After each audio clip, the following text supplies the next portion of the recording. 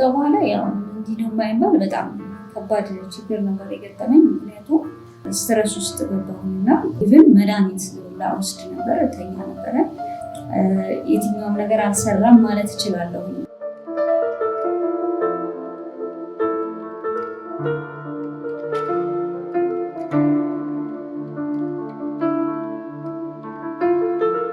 ሚውዚክ ማሰልጠኛ ነው የከፈትኩት። አንድ ኪቦርድ ነው ያለችኝ፣ አንድ ጊታር፣ ትንሽዬ ቤት በ2000 ብር ተከራይቼ መስራት ጀመርኩኝ።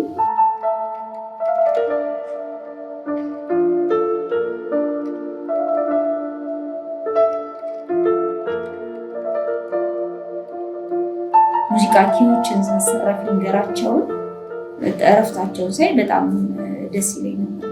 ፍልሰት የምንለው አማራጭ ከታጣ የመጨረሻ እንጂ የመጀመሪያቸው እንዳያደርጉ ፓሽናቸው ምንድነው፣ ውስጣቸው ያለው ነገር ምንድነው፣ ሀገራቸው ላይ ያለውን አማራጭ ዞር ዞር ብለው እንዲያው ከወጡም እንኳን በትክክለኛ መንገድ እንዲወጡ እሱን ግንዛቤ እንሰጣለን እና አይኤም የተለያየ ስልጠናዎችን እኛም ሲሰጠን ነበረ። የሚዲያ ትሬኒንጉን እሱን ወስዶናል።